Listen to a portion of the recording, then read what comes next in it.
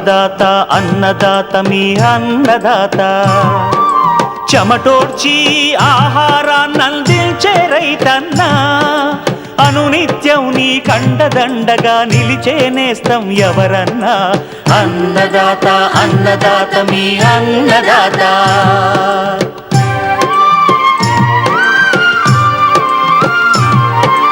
నూతన రీతుల సాగుబడికి నూరింతలు పెరిగే దిగుబడికి సూచనలిచ్చే సస్య రక్షణకు పశు పోషణకి శాస్త్ర విజ్ఞానం అందించి ముందుకు నడిపే తెలుగు రైతు భారతదేశానికి మకుటం అయ్యేలా తీర్చిదిద్దే ఆశయంతో మిమ్ము మేలు కొలిపేది అన్నదాత అన్నదాత అన్నదాత మీ అన్నదాత అన్నదాత అన్నదాత మీ అన్నదాత. అన్నదాత ప్రేక్షకులకు నమస్కారం. ఈనాటి ముఖ్యాంశాలు: ఉద్యాన పంటల్లో జనవరి మాసంలో చేపట్టాల్సిన చర్యలు, రబీ ఆరుతడి పంటల్లో సమర్థ నీటి యాజమాన్యం మెలకువలు, రబీ పెసర మినుములో చీడపీడలు సమగ్ర సస్యరక్షణ చర్యలు,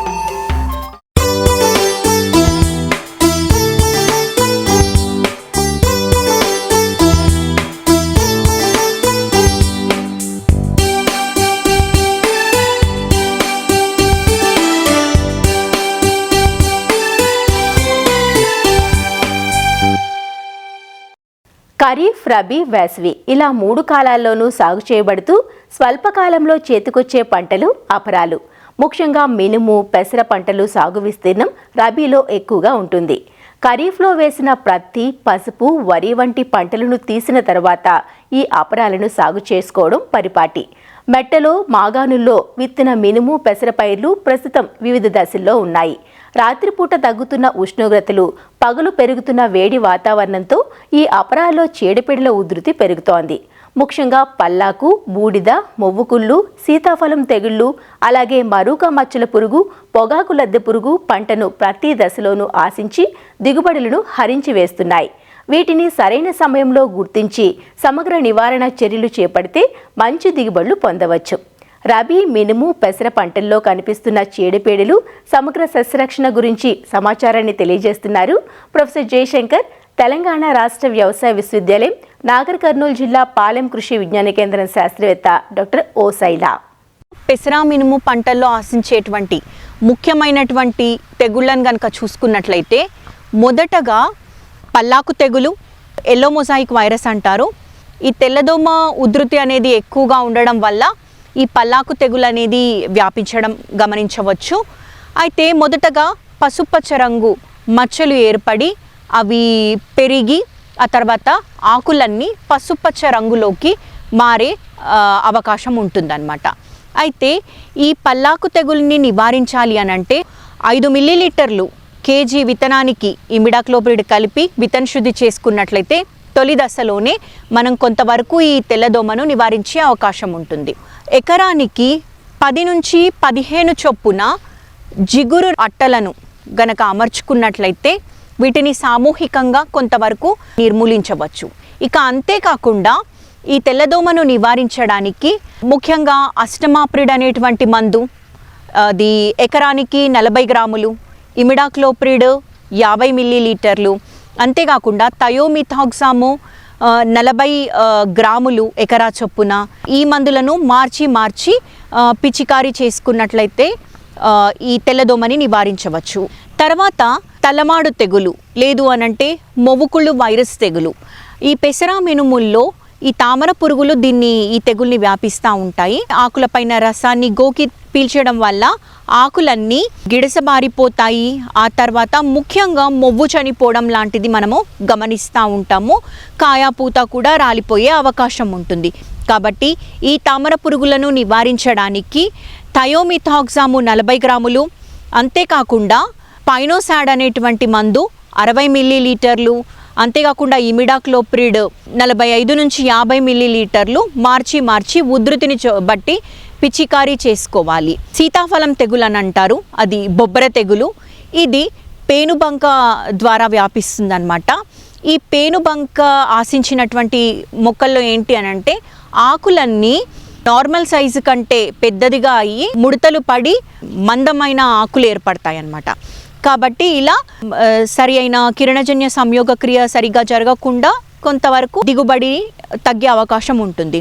కాబట్టి ఈ సీతాఫలం తెగులు, బొబ్బెర తెగుల్ని నివారించడానికి ముఖ్యంగా ఈ పేనుబంకను అదుపులో పెట్టుకోవాలి. దీన్ని నివారించడానికి ఎసిఫేట్ అనే మందు 1.5 గ్రాములు, అంతేకాకుండా ఫిప్రోనిల్ అనే మందు కూడా మార్చి మనము పిచికారీ చేసుకున్నట్లయితే దీన్ని నివారించవచ్చు. ఇక ఎప్పుడైతే గాలిలో తేమ శాతం ఎక్కువగా ఉన్నప్పుడు 45 రోజుల దశ నుంచి మనకి ఈ బూడిద తెగులు కనిపిస్తుంది. ఈ బూడిద తెగులు ఆశించినటువంటి ఆకుల కింది భాగంలో ఏంటి అనంటే తెల్లటి శిలీంధ్రము పెరగడం వల్ల తెల్లటి మచ్చలు ఏర్పడి మొత్తము బూడిదలాగా కనిపిస్తుంది. కాబట్టి ఈ బూడిద తెగుల్ని నివారించడానికి ముఖ్యంగా మైక్లోబ్యూటానిల్ అనేటువంటి మందు 200 గ్రాములు, కార్బండెసిమ్ మందు 200 గ్రాములు, ఇక ప్రాపికోనజోల్ అనేటువంటి మందు 200 మిల్లీలీటర్లు, లేదంటే హెక్సాకోనజోల్ అనేటువంటి మందు 400 మిల్లీలీటర్లు ఉధృతిని బట్టి 1-2 సార్లు పిచికారీ చేసుకున్నట్లయితే దీన్ని సమర్థవంతంగా నివారించేటువంటి అవకాశం ఉంటుంది. ఇక పెసర మునుము పంటల్లో ఆశించేటువంటి పురుగుల్ని కనుక గమనించినట్లయితే మారుకా మచ్చల పురుగు అనేటువంటి చాలా ప్రధానమైనది. ఇది పూత దశలో ఈ పంటను ఆశిస్తూ ఉంటుంది. మారుకా మచ్చల పురుగు యొక్క లార్వాలు పూతని, లేత కాయల్ని, ఆకుల్ని గూడులాగా చేసుకొని లోపట ఉన్నటువంటి పదార్థాన్ని తినివేయడం వల్ల మనకి దిగుబడి చాలా వరకు తగ్గేటువంటి అవకాశం ఉంటుంది. కాబట్టి ఈ మారుకా మచ్చల పురుగుని నివారించడానికి తొలి దశలోనే గమనించగానే వెంటనే అజాడిరక్తిన్ 1500 ppm 5 మిల్లీలీటర్లు లీటర్ నీటి చొప్పున కలుపుకొని పిచికారీ చేసుకోవాలి. ఆ తర్వాత నొవాల్యురాన్ అనేటువంటి మందు 200 మిల్లీలీటర్లు, క్లోరిపైరిఫాస్ అనేటువంటి మందు 500 మిల్లీలీటర్లు ఉధృతిని బట్టి మందును మార్చి పిచికారీ చేసుకున్నట్లయితే ఈ మారుకా మచ్చల పురుగుని నివారించే అవకాశం ఉంటుంది. ఇకపోతే పొగాకు లద్దె పురుగు. ఈ పొగాకు లద్దె పురుగు ఏంటి అని అంటే ఆకుల పైన, ఆకు కింది భాగంలో గుంపులుగా గుడ్లను పెట్టడం వల్ల దాని నుంచి వచ్చినటువంటి లార్వాలు ఆకులపైన రంధ్రాలను చేస్తాయి. ఆ తర్వాత పూతని, కాయని ఆశించి గింజలను కూడా తినివేయడం జరుగుతుంది. కాబట్టి పొగాకు లద్దె పురుగు నివారణకు ఎకరానికి 5 నుంచి 10 చొప్పున లింగాకర్షక బుట్టల్ని అమర్చుకొని తల్లిరెక్కల పురుగుల యొక్క ఉధృతిని గమనించుకోవాలి. అంతేకాకుండా ఉధృతిని బట్టి క్లోరిపైరిఫాస్ అనేటువంటి మందు 500 మిల్లీలీటర్లు, లేదు అనంటే స్పైనోసాడ్ అనేటువంటి మందు 60 మిల్లీలీటర్లు, ఎమామిక్టిన్ బెంజోయేట్ అనేటువంటి మందు 80 గ్రాములు. ఈ మందుల్లో ఏదో ఒకటి మార్చి ఉధృతిని బట్టి పిచికారీ చేసుకున్నట్లయితే సమర్థవంతంగా మనము నివారించుకునేటువంటి అవకాశం ఉంటుంది.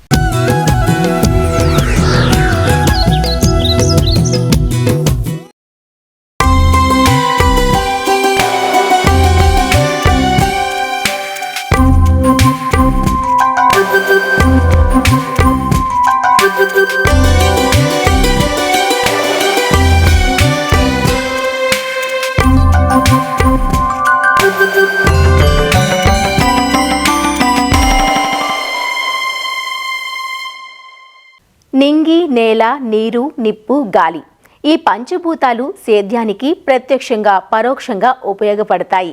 ఈ సహజ వనరులను ఎంత సమర్థంగా వినియోగించుకోగలిగితే ఫలితం అంత బాగుంటుంది. వ్యవసాయానికి అత్యంత కీలకమైన నీటి లభ్యత రబీ కాలంలో తక్కువగా ఉంటుంది. ఈ లభ్యతను బట్టే మనం పంటలను ఎంచుకొని సాగు చేయాలి. ఈ పంటలకు మనం ఇచ్చే నీటిని కూడా ఒక పక్కా ప్రణాళిక ప్రకారం ఇవ్వగలిగితే నీటి ఆదాతో పాటు పంట దిగుబడులు బాగుంటాయి. సూక్ష్మ సేద్య విధానాలైన బిందు సేద్యం, తుంపర సేద్యం ఆరుతడి పంటలకు అత్యంత లాభసాటిగా ఉంటుంది. ఇప్పటికిప్పుడు వీటిని ఏర్పాటు చేసుకోవడం కుదరకపోతే పారుదల నీటినే ఒక పద్ధతి ప్రకారం అందించాలి. పంట సున్నిత దశల్లో తప్పనిసరిగా తడులివ్వాలి, లేదంటే పంట దిగుబడులు తగ్గిపోయే ప్రమాదం ఉంటుంది.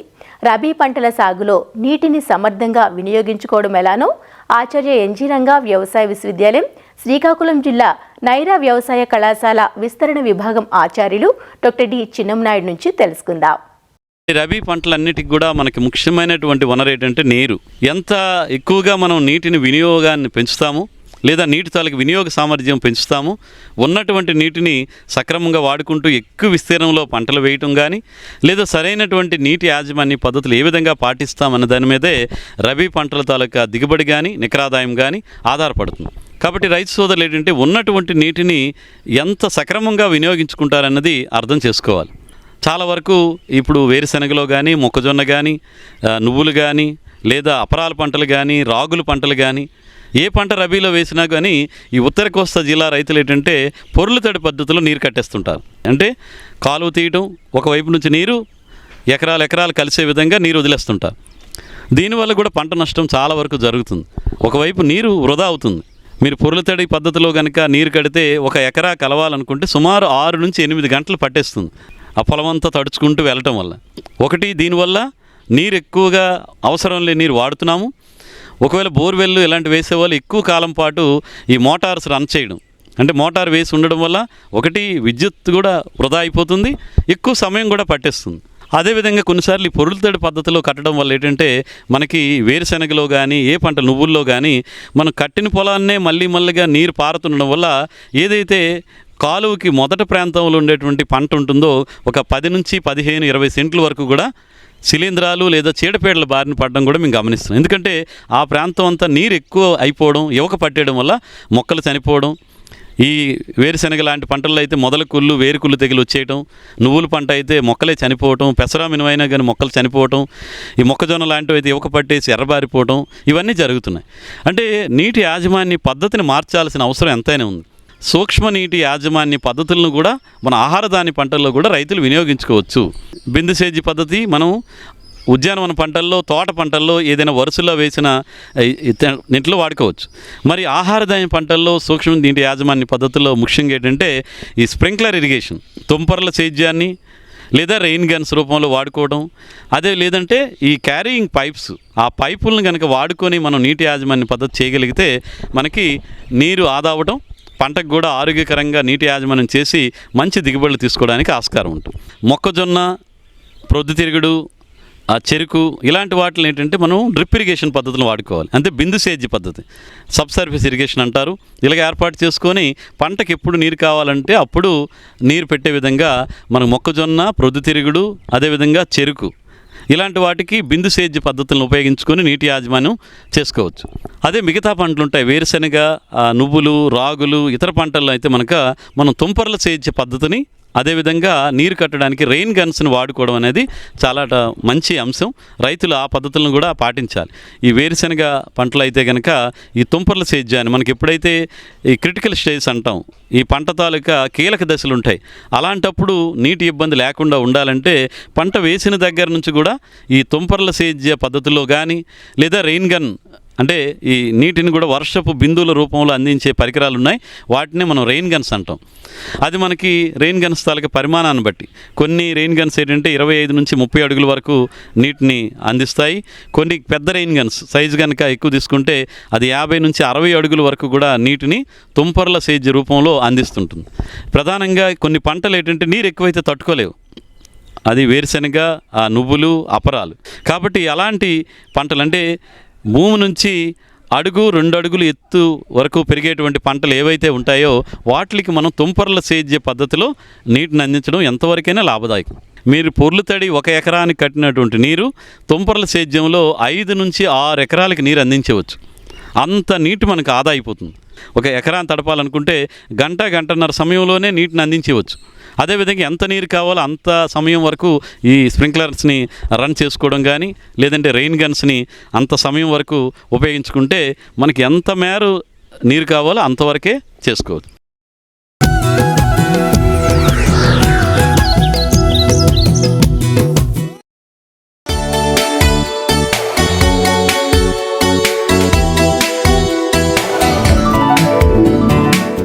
ఉభయ తెలుగు రాష్ట్రాలలో ఉద్యాన పంటల సాగు విస్తీర్ణం ఏటికేటికి పెరుగుతూ ఉంది. పండ్లు, కూరగాయలు, పూలు, మిరప, పసుపు పంటలు ఉద్యాన పంటల క్రిందికి వస్తాయి. అధిక పెట్టుబడితో కూడిన ఈ పంటల్లో సమయానుకూలంగా యాజమాన్య సస్యరక్షణ చర్యలు చేపట్టినప్పుడే మంచి దిగుబడులను సాధించగలం. ప్రతి నెల మొదటి వారంలో వివిధ ఉద్యాన పంటల్లో చేపట్టాల్సిన యాజమాన్యం గురించి తెలుసుకుంటున్నాం కదా. ఇవాల్టి అన్నదాతలు జనవరి మాసంలో ఉద్యాన పంటల్లో చేపట్టాల్సిన యాజమాన్య సస్యరక్షణ చర్యలు, అలానే ఈ మాసంలో క్రొత్తగా విత్తుకోదగ్గ వేసవి కూరగాయ పంటల గురించి తెలియజేస్తున్నారు అశ్వారావుపేట ఉద్యాన కళాశాల ఆచార్యులు డాక్టర్ ఐవి శ్రీనివాస్ రెడ్డి. ఉద్యానవన పంటల్లో జనవరి మాసంలో చేపట్టాల్సిన యాజమాన్య చర్యలు. మామిడిలో ముఖ్యంగా 75% పూత విచ్చుకున్న తర్వాత ఒక తేలికపాటి తడి ఇవ్వాలి. నీటి వసతి లేనట్లయితే, అంటే తడి ఇవ్వడం కుదరకపోయినట్లయితే 10 గ్రాములు యూరియా లీటర్ నీటికి చొప్పున కానీ, లేదా 10 గ్రాములు 13,045 లీటర్ నీటికి చొప్పున కానీ కలిపి పిచికారీ చేసుకున్నట్లయితే పిందె బాగా కట్టి మంచి దిగుబడి రావడానికి ఆస్కారం ఉంటుంది. అదేవిధంగా మామిడిలో తేనె మంచు పురుగు, తామర పురుగులు, వాటితో పాటు బూడిద తెగులు కూడా ఆశించే అవకాశం ఉంటుంది. వీటి నివారణకు థయామిథాగ్జమ్ అనే మందు 0.5 గ్రాములు, దాంతోపాటు మ్యాంకోజెబ్ అనే మందు 2.5 గ్రాములు లీటర్ నీటికి చొప్పున కలిపి పిచికారీ చేసుకోవడం ద్వారా వీటిని నివారించుకోవచ్చు. మామిడిలో అక్కడక్కడ పిండి నల్లి అనే పురుగు కూడా కనిపించే అవకాశం ఉంటుంది. ఈ పిండి నల్లి నివారణకు ఎస్ఫేట్ అనే మందు 1.5 గ్రాము లీటర్ నీటికి చొప్పున కలిపి పిచికారీ చేసుకోవడం ద్వారా నివారించుకోవచ్చు. ఇక జామ విషయానికి వచ్చినట్లయితే తెల్ల సుడి దోమలు ఆకులపై ఆశించి ముఖ్యంగా దూది లాంటి పదార్థంతో కప్పివేయబడి రసాన్ని పీల్చివేస్తాయి. దీనివల్ల ఆకులు ఎర్రబడి ముడుచుకొని రాలిపోతూ కనిపిస్తుంటాయి. దీని నివారణకు థయామిథాగ్జమ్ అనే మందు 0.5 గ్రాములు లీటర్ నీటికి చొప్పున కలిపి పిచికారీ చేసుకోవడం ద్వారా నివారించుకోవచ్చు. అరటి విషయానికి వచ్చినట్లయితే చలి తీవ్రత వల్ల అరటిలో జింకు లోపం కలిగి పోషక లోపాలు కనిపిస్తూ ఉంటాయి. దీని నివారణకు సూక్ష్మ పోషక మిశ్రమము 5 గ్రాములు లీటర్ నీటికి చొప్పున కలిపి పిచికారీ చేసుకోవడం ద్వారా నివారించుకోవచ్చు. అదేవిధంగా బత్తాయి, నిమ్మ విషయానికి వచ్చినట్లయితే ఇప్పుడే వచ్చిన లేత ఆకుల మీద తామర పురుగులు, ఎగిరే పేను ఆశించడం గమనించవచ్చు. దీని నివారణకు డైమిథోయేట్ అనే మందు 2 మిల్లీలీటర్లు లీటర్ నీటికి చొప్పున కలిపి పిచికారీ చేసుకోవడం ద్వారా నివారించుకోవచ్చు. అదేవిధంగా బత్తాయి, నిమ్మలో పూత బాగా రావడానికి, పూత నిలబడడానికి, పిందె కట్టడానికి యూరియా 1 కిలో 100 లీటర్లకు కానీ, దాంతోపాటు 1 గ్రాము 2,4-D అనే మందును 100 లీటర్ల నీటికి చొప్పున కలిపి పిచికారీ చేసుకోవడం ద్వారా పూత రాలడాన్ని, పిందె బాగా కట్టడానికి ఉపయోగపడుతుంది. ద్రాక్ష విషయానికి వచ్చినట్లయితే ఈ మాసంలో పిండి నల్లి ఉధృతి అధికంగా కనిపిస్తూ ఉంటుంది. పిండి నల్లి ఆశించిన కొమ్మలను, ద్రాక్ష గుత్తులను కత్తిరించి వేసి మిథోమిల్ అనే మందు 1 మిల్లీలీటర్ లీటర్ నీటికి చొప్పున కలిపి పిచికారీ చేసుకోవడం ద్వారా నివారించుకోవచ్చు. ద్రాక్షలో తామర పురుగుల ఉధృతి కూడా ఈ మాసంలో అధికంగా కనిపిస్తుంది. వీటి నివారణకు పిప్రోనిల్ అనే మందు 1 మిల్లీలీటర్ లీటర్ నీటికి చొప్పున కలిపి పిచికారీ చేసుకోవడం ద్వారా నివారించుకోవచ్చు. బొప్పాయి పంటలో ఆకులపై పసుపు రంగు మచ్చలు ఏర్పడి రాలిపోవడం కనిపిస్తూ ఉంటుంది. దీని నివారణకు క్లోరోథాలోనిల్ అనే మందు 1 మిల్లీలీటర్ లీటర్ నీటికి చొప్పున కలిపి పిచికారీ చేసుకోవడం ద్వారా నివారించుకోవచ్చు. ఉసిరి కాయలపై ఎర్రటి మచ్చలు, తుప్పు రంగు మచ్చలు ఏర్పడటం జరుగుతూ ఉంటుంది. వీటి నివారణకు 1 గ్రాము కార్బండిజం మందు లీటర్ నీటికి చొప్పున కలిపి పిచికారీ చేసుకోవడం ద్వారా నివారించుకోవచ్చు. జీడి మామిడిలో ఎండు తెగులు ఆశించే అవకాశం ఉంటుంది. ముఖ్యంగా పూత, అదేవిధంగా గింజ మెత్తబడి ఎండిపోయి రాలిపోవడం గమనిస్తూ ఉంటాము. దీని నివారణకు కూడా కార్బండిజం మందు 1 గ్రాము లీటర్ నీటికి చొప్పున కలిపి పిచికారీ చేసుకోవడం ద్వారా నివారించుకోవచ్చు. కూరగాయల పంటల విషయానికి వచ్చినట్లయితే ముఖ్యంగా ఈ మాసంలో వేసవి వంగ కోసం నారు పోసుకొని వచ్చే ఫిబ్రవరిలో నాటుకోవచ్చు. అదేవిధంగా వేసవి బెండ కోసం ఈ మాసంలోనే విత్తనాలు విత్తుకోవచ్చు. 2.5 కిలోల విత్తనాలను 45 సెంటీమీటర్ల వరుసల మధ్య, అదేవిధంగా 15 నుంచి 20 సెంటీమీటర్లు మొక్కకు మధ్య దూరం ఉండేటట్లు విత్తుకోవడం ద్వారా వేసవి బెండను సాగు చేసుకోవచ్చు. వేసవి టమాటో కోసం ఈ మాసంలో నారు ప్రధాన పొలంలో 45 సెంటీమీటర్ల వరుసల మధ్య, 30 సెంటీమీటర్ల మొక్కకు మధ్య ఉండేటట్లు నాటుకోవచ్చు. అయితే 20 నుంచి 25 రోజుల వయసున్న నారును నాటుకున్నట్లయితే మంచి దిగుబడి ఆశించవచ్చు. ఆనప, సొర, కాకర లాంటి పంటలను జనవరి 2వ పక్షం నుంచి నాటుకోవచ్చు. అదేవిధంగా గుమ్మడి, పొట్ల లాంటి పంటలను జనవరి నెలాఖరు వరకు నాటుకోవచ్చును. అదేవిధంగా 2 ఆకుల దశ, ముఖ్యంగా ఈ ఆనప, సొర, కాకర, గుమ్మడి, పొట్ల లాంటి పంటల్లో 2 ఆకుల దశలో 4 ఆకుల దశలో బోరాన్ను 1 గ్రాము లీటర్ నీటికి చొప్పున కలిపి పిచికారీ చేయడం ద్వారా తొందరగా, వేగంగా మరియు ఎక్కువ ఆడుపులు వచ్చేటట్లు చేసుకోవచ్చు. తద్వారా మంచి దిగుబడులు వస్తాయి. అదేవిధంగా పుచ్చలాంటి పంటను నాటి ఉన్నట్లయితే ఈ యొక్క కొమ్మల చివరలను కత్తిరించడం ద్వారా ఎక్కువ పక్క కొమ్మలను వచ్చేటట్లు చేసుకొని మంచి దిగుబడులు కూడా సాధించవచ్చును. అదేవిధంగా చిక్కుడు లాంటి పంటలను కూడా ఈ సమయంలో నాటుకోవచ్చు. గోరు చిక్కుడు లాంటి పంటలు ఉన్నట్లయితే ఈ సమయంలో నాటుకోవచ్చు. దానికోసం 12 నుంచి 16 కేజీల విత్తనాన్ని 45 సెంటీమీటర్లు వరుసల మధ్య, 10 సెంటీమీటర్లు మొక్కకి మొక్క మధ్య దూరం ఉండేటట్లు నాటుకున్నట్లయితే మంచి దిగుబడులు సాధించవచ్చు. మిరపలో పై ముడత, కింది ముడత, అదేవిధంగా ఆకు ముడత కూడా అధికంగా కనిపిస్తూ ఉంటుంది.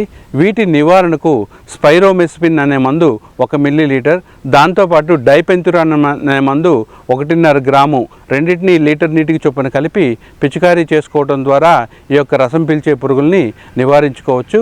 వీటితో పాటు అక్కడక్కడ కాయ కుళ్ళు, అదేవిధంగా ఆకుమచ్చ, కాయ మీద కూడా గోధుమ మచ్చ లాంటి మచ్చలు కనిపిస్తుంటాయి. వీటి నివారణకు అజాక్సిస్ట్రోబిన్ అనే మందు మరియు దాంతోపాటు డైఫెన్కొనజోల్ 2 కలిసిన మందు 2 మిల్లీలీటర్లు లీటర్ నీటికి చొప్పున కలిపి పిచికారీ చేసుకోవడం ద్వారా నివారించుకోవచ్చు. అదేవిధంగా అల్లం లాంటి పంట పూర్తిగా తయారై పక్వానికి వచ్చి ఉంటుంది. ముఖ్యంగా ఆకులు పైభాగాలన్నీ కూడా పసుపు రంగుకు మారి వాలిపోవటం, కాండం కూడా ఆ పసుపు రంగుకు మారి ఎండిపోవడం గమనించవచ్చు. దీన్ని బట్టి అల్లం పక్వానికి వచ్చిందిగా భావించి అల్లాన్ని, దుంపల్ని తవ్వి తీసి మార్కెటింగ్ చేసుకోవచ్చు. అదేవిధంగా ఆయిల్ పామ్ విషయానికి వచ్చినట్లయితే చాలా చోట్ల ఆకుల కొనలు చొచ్చుకుపోయినట్లు కనిపిస్తూ ఉంటాయి. అదేవిధంగా ఆకులు పూర్తిగా తయారవకుండా చేప ముళ్ళ ఆకారంలో కనిపిస్తూ ఉంటాయి. ఇది ముఖ్యంగా బోరాన్ లోపం వల్ల కలుగుతుంది. దీని నివారణకు ప్రతి ఆయిల్ పామ్ చెట్టుకు కూడా పాదులో 100 గ్రాముల బోరాన్ వేసుకొని నేలలో కలిసేటట్లు చేసుకున్నట్లయితే ఈ బోరాన్ లోపాన్ని అధిగమించవచ్చు. అక్కడక్కడ ఆయిల్ పామ్లో గెలల మీద తెల్లటి బూడిదలాగా కనిపిస్తుంది. దీన్ని గెలకుళ్ళు తెగులుగా భావించవచ్చును. అలాంటి గెలలను కోసిన తర్వాత గెల భాగం అంతా కూడా ఈ యొక్క కార్బనిజం అనే మందు 1 గ్రాము లీటర్ నీటికి చొప్పున కలుపుకొని పిచికారీ చేసుకోవడం ద్వారా ఆయిల్ పామ్లో గెలకుళ్ళు తెగుల్ని నివారించుకోవచ్చు. మరిన్ని విభిన్న అంశాలతో రేపటి అన్నదాతలో మళ్ళీ కలుసుకుందాం. నమస్కారం. అన్నదాతలు తమ సందేహాలు, సమస్యలను 1800-425-4085 టోల్ ఫ్రీ నంబర్లో ఉదయం 10 నుంచి 11 గంటల మధ్య పని దినాలలో సంప్రదించగలరు. ఈ కార్యక్రమాన్ని యూట్యూబ్లో www.youtube.com/అన్నదాత ఈటీవీ లింక్ ద్వారా వీక్షించవచ్చు.